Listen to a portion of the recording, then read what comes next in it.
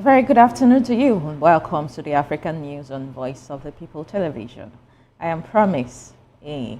Before we begin the news, we'll urge you to kindly visit our website on www.vop.ng to get trending stories daily.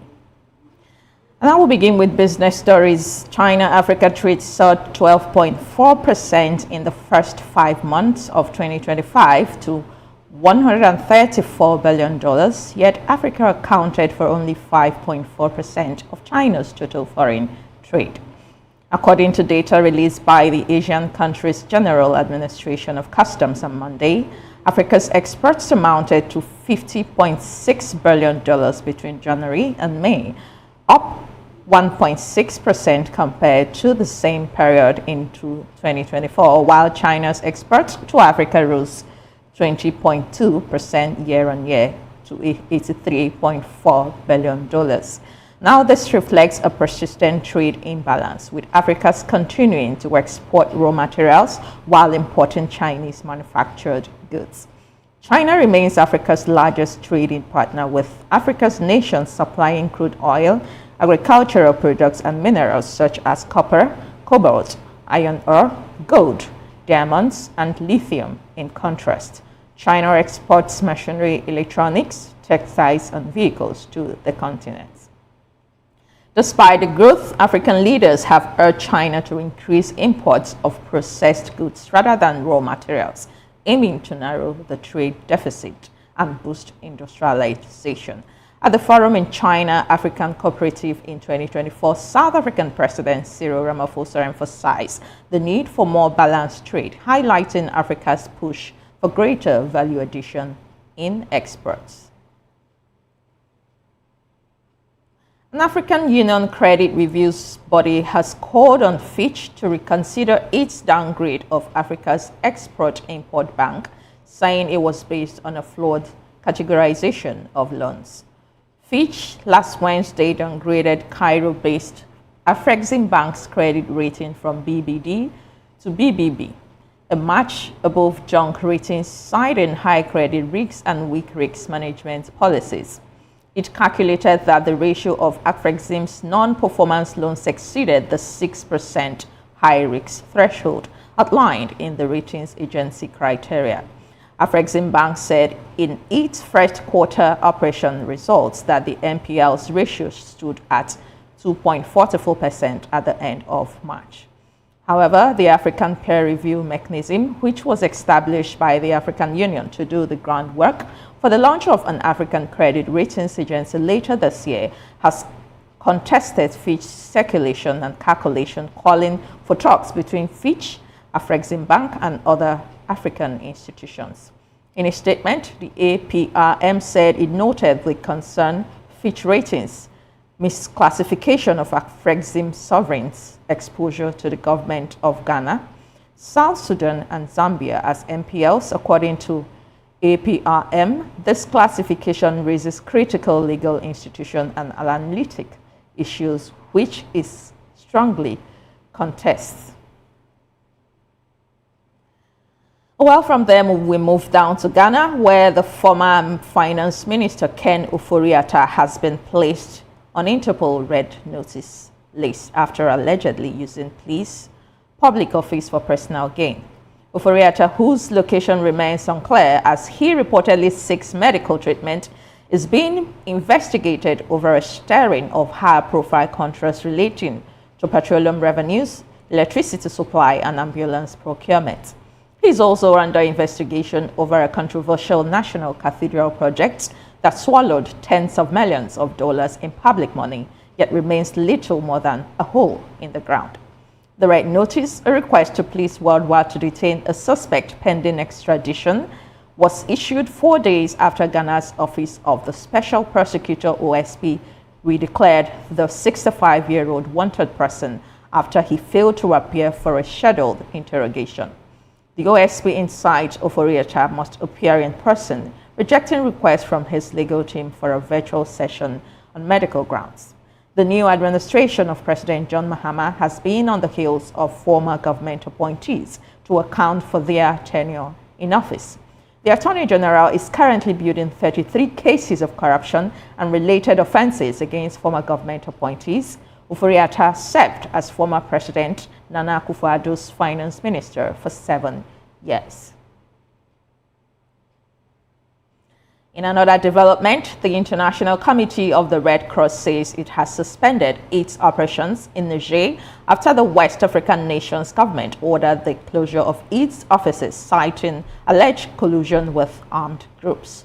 Niger junta leader Abdulrahman Chiani said in an interview with state television in late May that the organization had been expelled in February, accusing it of meeting and collaborating with Islamist insurgents leaders. The ICRC denied the allegations. The committee said in a statement that to fulfill its humanitarian mandate to protect and assist victims of armed conflict, it engages in a spoken or written dialogue with all parties to a conflict. The organization said it never provides those parties with financial, logistical, or other support. Now, the ICRC, which has worked with Niger for 35 years, said it regretted the government's decision. The ICRC Regional Director Patrick Youssef said in the statement that its priority in Niger has been to help the most vulnerable people affected by ongoing armed conflicts, and to do so with transparency, independency, and neutrality and partiality. While moving to Rwanda, Rwanda says it is pulling out of a Central African regional bloc after a diplomatic row over its involvement in the conflict in the east of the Democratic Republic of Congo. The country was supposed to take up the chairman role of the Economic Community of Central African States, ECAS, which rotates between its 11 members.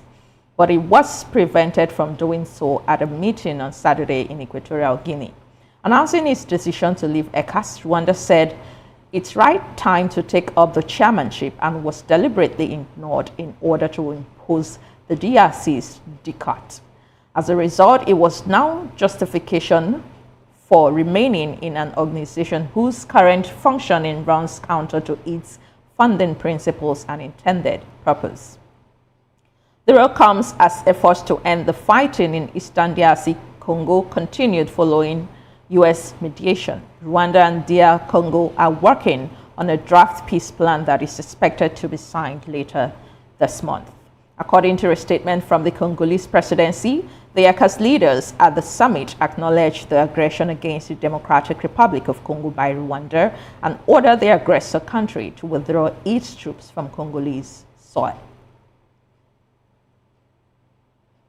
And from there, we'll move to Mali. This report says the Russian paramilitary group Wagner has left Mali and its unit there have been taken over by the Moscow-run Africa Corps.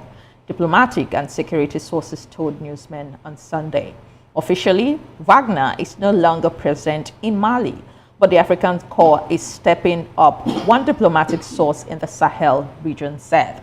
A Telegram account affiliated with Wagner said, "Mission accomplished. PMC Wagner is going home." Mali's ruling junta, which seized power in coup in 2020 and 2021, broke off ties with former colonial power France and pivoted towards Russia for political and military support. Wagner, Russia's best-known mercenary group, was disbanded and restructured after its leader, Yevgeny Prigozhin, died in a mysterious plane crash in August 2023, following a short-lived rebellion against Moscow. Mali has never officially admitted Wagner's presence, insisting it only worked with Russia's instructions.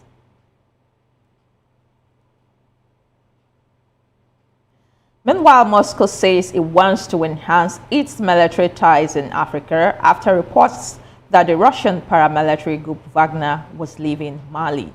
The Kremlin spokesperson Dmitry Peskov said Kremlin intends to comprehensively develop its cooperation with African countries.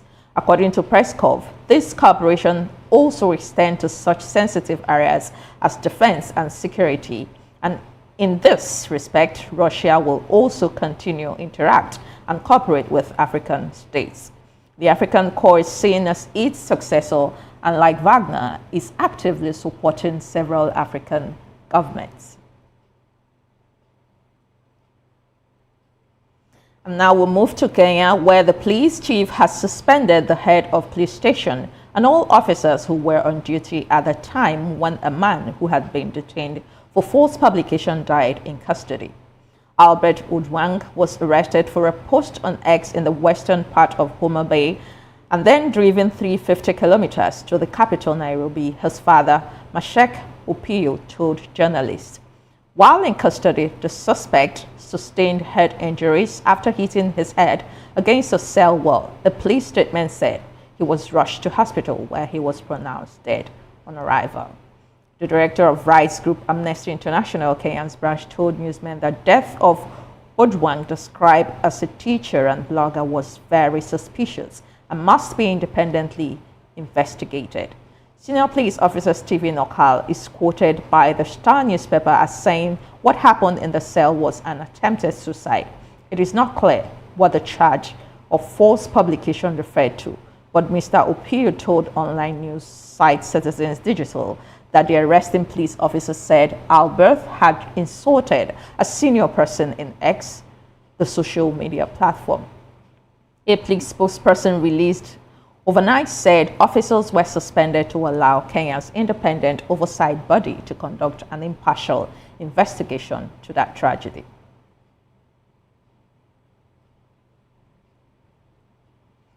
In the meantime, a group of Kenyan lawyers has questioned the long-standing requirements to include the accused person's tribe in court charge sheets. The lawyer under the GEMA Watho Association argued that the requirement was a colonial relic that only fosters ethnic profiling. Through lawyer Wambugu Wanjohi, the lawyers want the Office of the Director of Public Prosecution, ODPP, to abolish the requirement within the next 7 days. The group of advocates described the practice as unconstitutional, discriminatory, and irrelevant to modern justice. The association further argued that the tribe filed on charge sheet serves no legitimate legal function since it does not aid in determining guilt nor influencing sentencing. Instead, they warn it quietly reinforces ethnic stereotypes in a system they claim is already struggling with public perceptions of bias.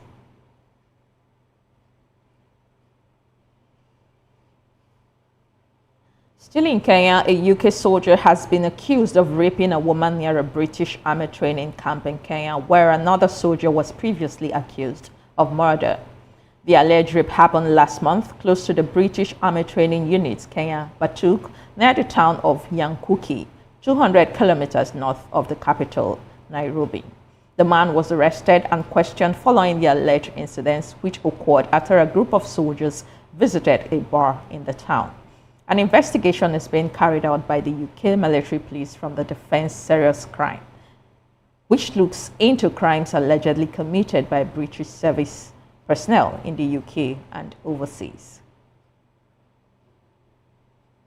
Well, joining us to analyze the stories and more on the African news are VOP in-house analyst Barrister Darlington Agomo, who is also a legal practitioner. And also joining us in Kenya is an insurance and banking consultant. He's also the CEO and founder of Wealth Gates Insurance Agency in Kenya. And he's Ireri Njue. I hope he has joined us live now. All right, if you can hear me, Mr. Njue, good afternoon. Good to have you on the African News segment. Very good afternoon to you. I can hear you very well. Thank you so much for joining us today, all the way from Kenya. We really appreciate it.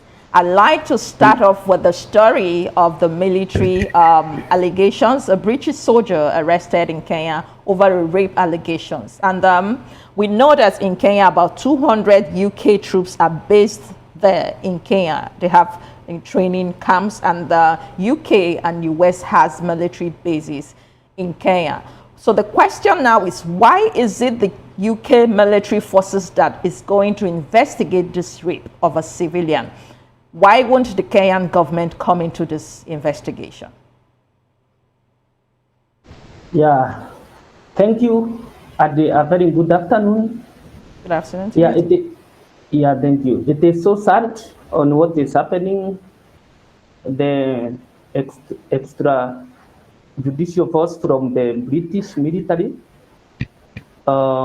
We can see it has been over time where cases are arising of crime through the British military who are in existence in Kenya. We have to understand that the British military, who are based in Nanyuki, a part of from Kenya, the place is called Batuk. The incident has happened in a sad way, and it is over time now. It is around 2 years down the line. These crime issues being investigated. I want to say that British being existing in Kenya, British military being existing in Kenya, there must be diplomatic ties.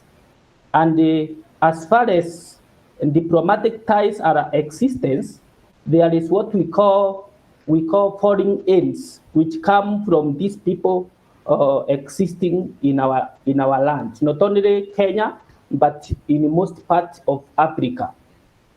And the ends, it shows that these cases are taking inordinate time to be vetted or to be investigated because of the diplomatic ties that is in place.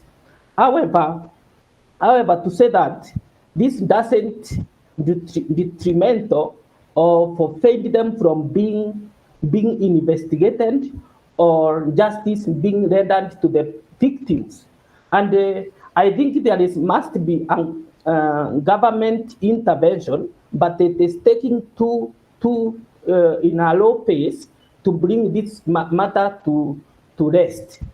Hence, it shows that when the government will use a force into investigation or to bring justice, it means that this British military will withdraw from the Kenyan base, and hence any benefit maybe it might be for foreign aids may not come into place. Secondly, there is what we call military support. Hence, if there is no contact or there is no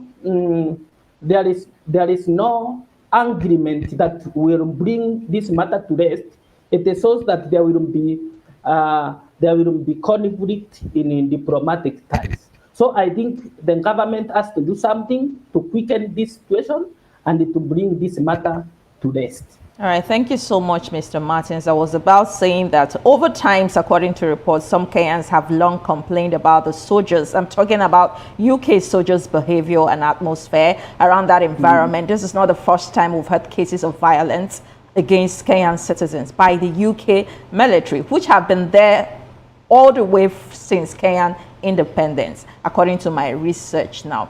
So why shouldn't the Kenyan military, we understand that it's a military and there are bilateral relationships there going on.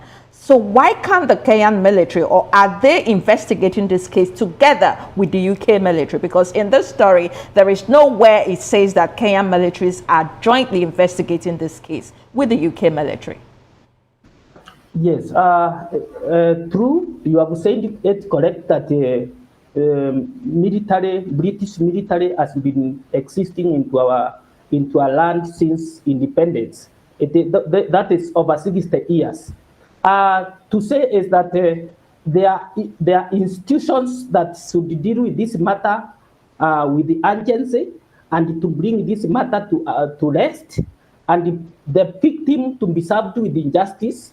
But now it shows that the institutions that are supposed to render justice to the victim are either sleeping on their job, or in either way they are biased. And this will take inordinate time. Justice will be rendered, but it seems that it will take a long time. It will take a long time to be served, and this can be intervened through what we call diplomatic. So comparing this, let's just oppose this to a military personnel who is a Kenyan citizen assaulting or having the same issue. Are the cases, or would these cases handled differently? Is this handled specially because it's an international organization or person doing this now? If it were to be a Kenyan military man, would they have handled this case differently? I'm talking about the Kenyan government. Okay, to my understanding, what will happen now, if these cases are taking too long for justice to be served to the victim, it shows that the UN, the United Nations, will have to intervene in this matter. Right. But I know there is something that is in progress. However, the institutions that should render justice to the victim, they are taking too long, or some of the officers are unbiased. All right, so there are cases, you're suggesting cases of bias there. All right, thank you so much for your thoughts. We'll get back to you on other questions and stories still hanging with there, but let me bring it back to the studio now, Barrister Darlington. This case now, case of rape, military personnel raping a Kenyan citizen, is this handled this way? You heard what the man said all the way from Kenya. He's citing bias because there is an international body involved.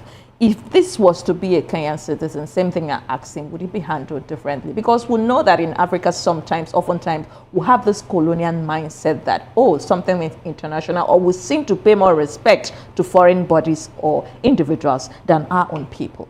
Is that what is at play here? The thing is that it is part of the Western conspiracy against Africa, especially their colonial states. You know, Kenya was a colonial state to UK. Good. Same as Nigeria was. Good. The only difference that you can't find one Western military in Nigerian soil today.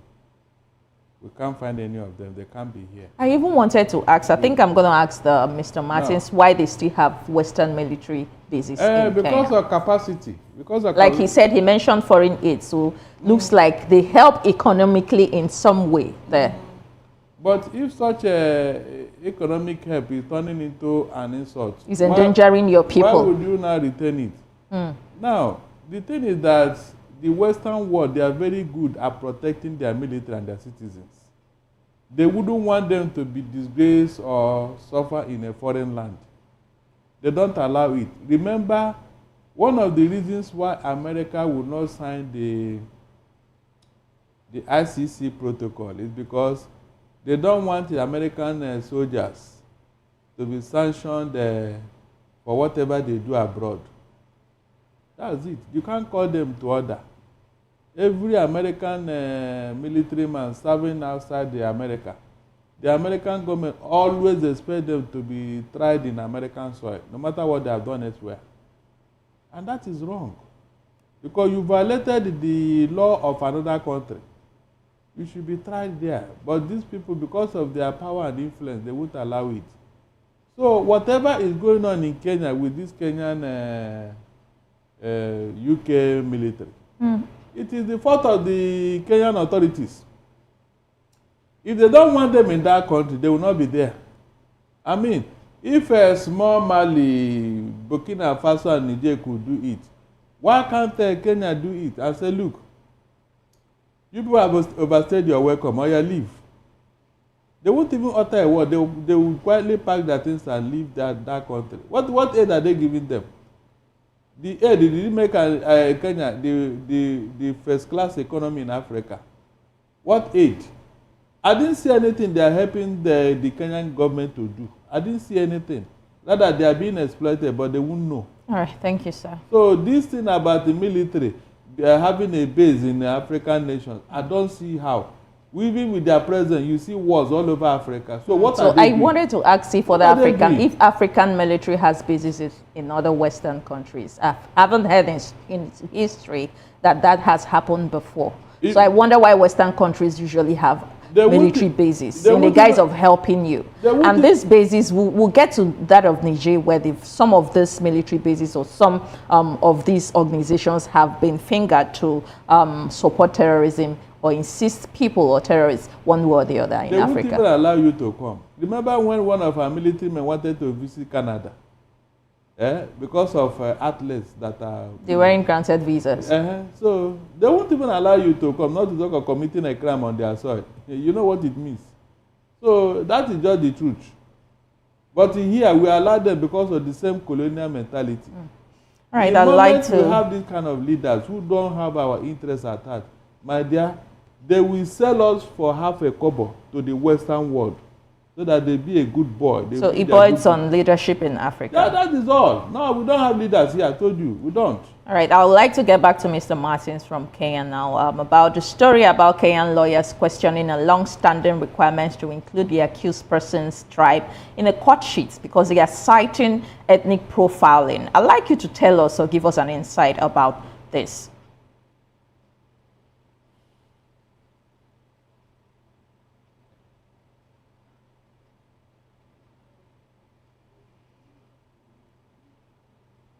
All right, Mr. Martins, if you can hear me, would like you to unmute your mic. I understand that you are on mute, and if you can hear me, you can unmute your mic and reply. So while we're waiting for, are you there, Mr. Martins? Thank you, thank you. All right. Yeah, I wanted to suggest that lawyers in a republic, they operate from the basis of the constitution. And where the constitution is not underlining areas of jurisdiction or areas of the rule of law, they have to come up to seek the amendment or removal of that clause or bill from the constitution. Or rather, if it is not underlined in the constitution, they can seek or they can write through a parliamentary process for that clause to be intact on the constitution or to be firm on the rule of law. So before I quickly let you go, thank you, but let's touch on the stories that says a suspect was murdered in police custody in Kenya. Yes. I'd like you to give us the kind of issues going on in police brutality. Some people, a lot of Kenyan citizens, especially on social media, have been citing police brutality in Kenya. Does that exist in Kenya? How does the police treat your civilians there? Especially opposition voices that are dissenting voices or that speaks against the current administration of William Ruto. Yeah, okay. It is so sad on what is happening. From last year, June, we have witnessed various cases of extrajudicial killing and the extrajudicial divorce. Into this particular case, it is so saddening that this individual was abducted 300 kilometers away, and he was brought to city. 350 kilometers, yes. Yes. Hence, the final trail of the details is that this suspect or this individual has passed. It is so sad. And to say this is all cases of extrajudicial force from the police. And I think the institutions that are in this kind of case should take the immediate action to seek this kind of inhumanity, because whereby the government should care for the people, should protect the lives, not to take lives of their citizens.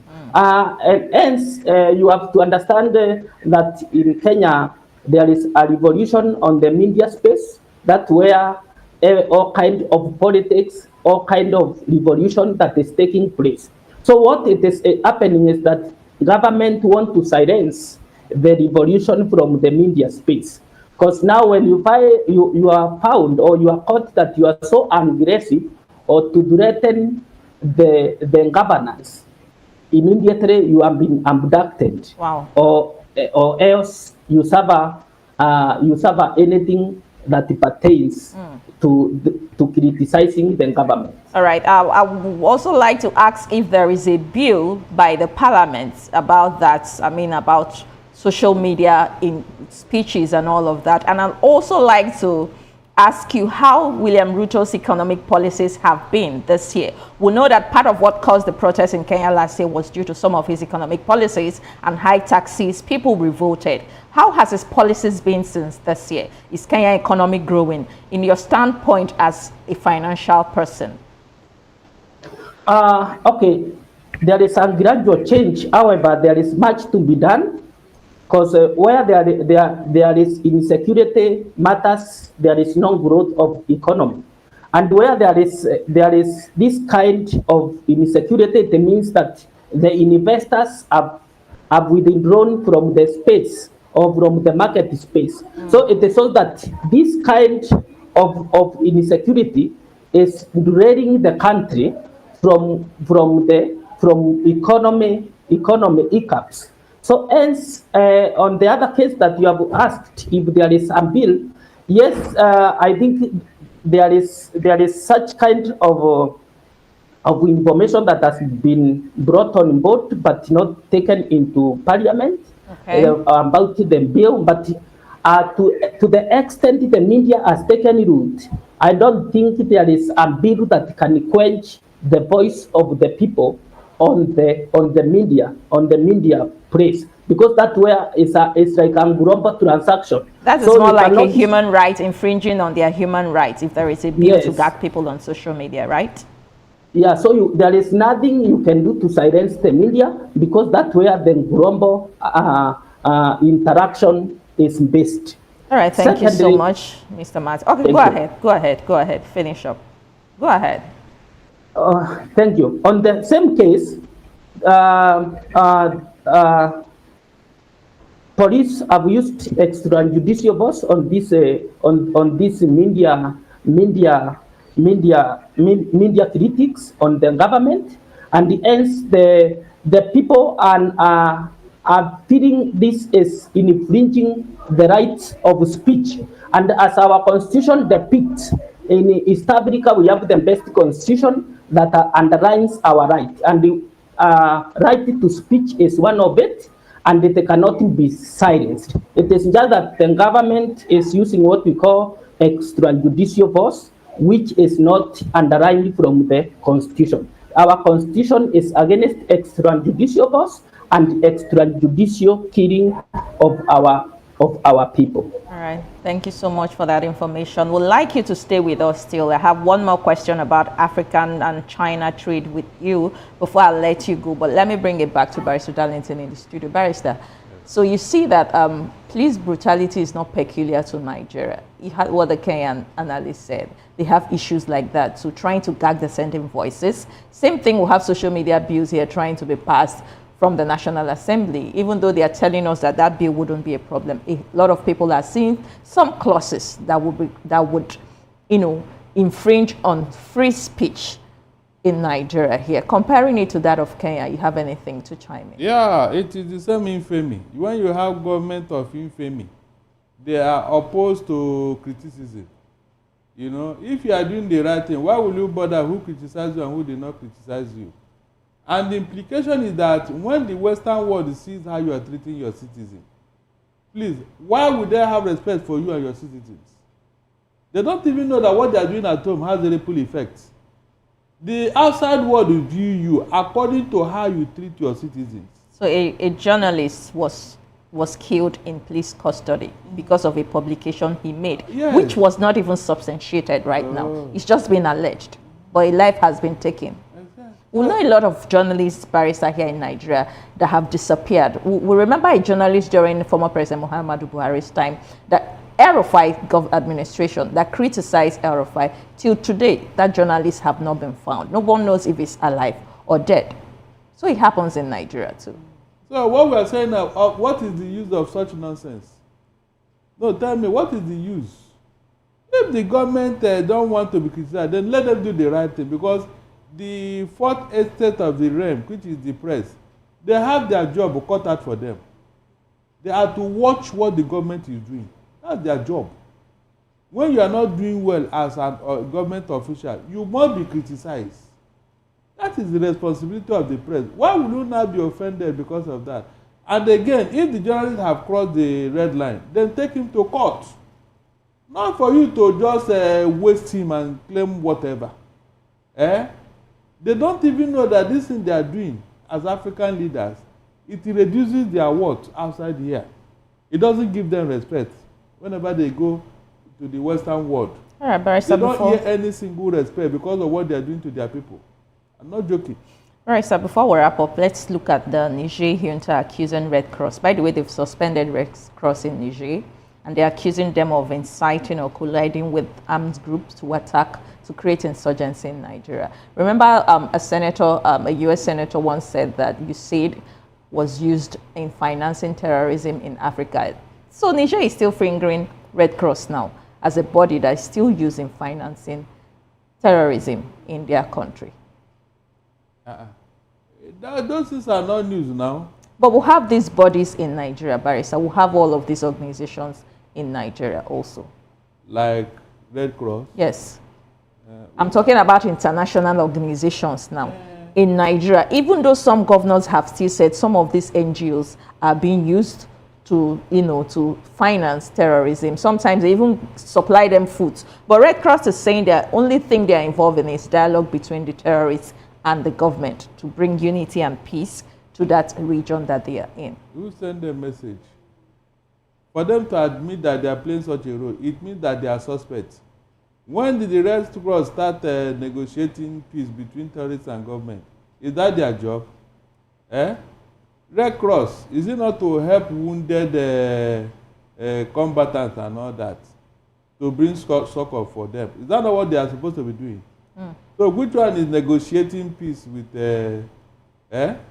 And how positive is such a negotiation? How positive? You see, they have not told us their real mission. Those people, as long as there are mineral resources to be exploited in Africa, they will find a way to tell you that they are helping you. Meanwhile, their real target is those mineral resources. They cannot do anything for you for free. It's not possible. All right. Whenever they are trying to help you, go and look very well. It's like a Greek gift. They are not sincere. Unfortunately, African leaders, they don't even know what is going on under their nose. As long as they remain a good boy, they remain good boy to the Western powers. They can be accepted. All right, thank you, Barrister. So I don't believe in such things. I'd like to quickly go back to Mr. Martins in 30 seconds before we wrap up. Let's talk about the African-China trade now. As a financial person, the South African president is saying that there is no balance in this trade. Chinese is earning more in trade and importation in Africa, and he's asking there should be a balance to support the African continent and our economic policies, or a balance. As a financial person, how do you see the percentage? Because it looks like Africa's export amounted to about $50.6 billion between January and May, up to 16% compared to the same period in 2025, while China's export rose up to 20.2% year on year, amounting to $83.4 billion. That's the disparity of more than $30 billion there. Mr. Martins, please unmute yourself. Mr. Martins, if you can hear me, kindly unmute yourself and just give me a reply in less than a minute and we'll wrap up. You can hear me? Yes, I can hear you, sir. Yes, sir. Thank you so much. As Africans, we should understand that China economy is growing in a very, very high pace. And 10 years from now, China are participating, or China is giving us a record that in 10 years' time, 20% of Chinese will be multi-billionaire. Now, looking at China economy, it has taken captive Africa, or it has taken Africa or Republic of Africa to be associated in matters of economic growth. But what we see, China is when it is rendering loan or facility to any country of Africa, it doesn't assess the book of credit, and hence it gives more than IMF or or other financial organization. So it shows that China is aggressive to take root or to take Africa back to colony in matters of loan, because once you owe me loan or credit, you become a slave to me. Yeah. And in this case, China-Africa trade is what we look at is like an oppressive kind of facility they are giving to Africa. I hope African leaders look into that. I hope they look into that and they are as concerned as we are. But thank you so much for your time all the way from Kenya, Mr. Martins Ireri-Njue. He's also an insurance and banking consultant. He's the CEO and founder of Wealth Gates Insurance Agency in Kenya. Thank you so much, Mr. Martins, for joining us today. Thank you. We do appreciate it. Professor Darlington, yes, we're out of time. Good. You want to chime in 30 seconds and we'll go? Yes, I will. Look, the scramble and partition of Africa have started the second time. As you can see now, all of them are coming here, either through military aid or through economic aid. You can see now Russia is trying to come in. Already, the French are somewhere here. US and the UK are here. So what else is left? We are going to be in more bondage because of the kind of incompetent leaders we have. All right, the people that are doing all this are they not leaders in those countries? Look at the whole China, just one country, serving an entire continent of Africa. Can you just imagine? One country called China, and leaders are there watching. We are already in their bondage. In fact, 10 generations will continue to pay homage to China. All right, thank you so much, sir. Thank you so much for your contribution. Sadly, we're out of time. We'll go on a very short break and return with the rest of the stories. Stay tuned.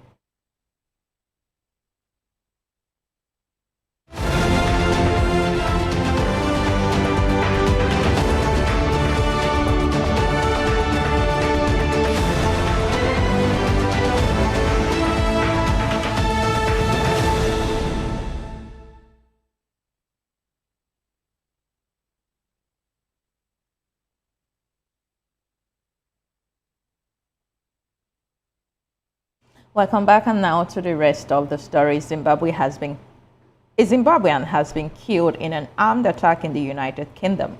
Tragedy struck when two care workers, Charity Kaseke and Lucia Kwanye, both Zimbabweans, were said to have been brutally attacked while walking home from work in the West Midlands area. The duo was believed to have been ambushed by unknown assailant who reportedly launched a vicious knife assault on them. In the meantime, the Zimbabwean Republic Police ZRP has launched a full-scale crackdown on traffic law violators, targeting at least 20,000 motorists in Harare and Bulawayo for failing to obey traffic light signals. The operations follows the rollout of an advanced electronic traffic management system aimed at enhancing road safety and law enforcement. Former Trade Minister of Cote d'Ivoire, Jean-Louis Billion, says he is seeking to represent the opposition PDC-I party in October's presidential election following last week's exclusion of former Credit Suisse chief Tidjane Thiam from the final list of candidates. The question of who will carry the mantle of the main opposition party risks adding to tensions in the world's top cocoa producer, which has a history of election-related violence, including a brief war after the 2010 presidential contest that killed about 3,000 people in Zimbabwe. And now to business stories. South African chemical company Omnia Holdings on Monday declared a special dividend for the second year running after its growing explosive business helps offset the impact of bad weather and economic turbulence on its African agriculture business. Omnia reported headline earnings per share, a key profit measure of 7.04 rand in the year ended March 31, compared with 6.99 rand the previous year.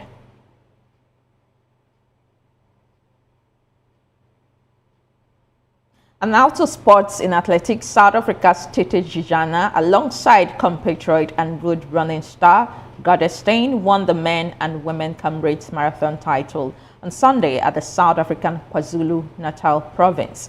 The Macon resident Dijani won the 98th edition of the Ultimate Human Race from Fitch'S to Durban for the third time.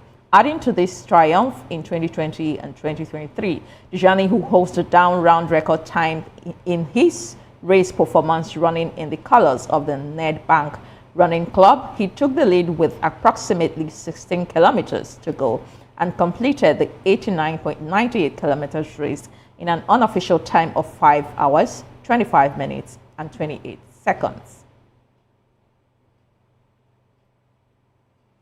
And now bringing it to Nigeria, Nigeria's women cricket team all-rounder Lilian O'Day praised her teammates after their 36-run victory over Sierra Leone at the ongoing Kibuka 31 tournament in Kigali in Rwanda.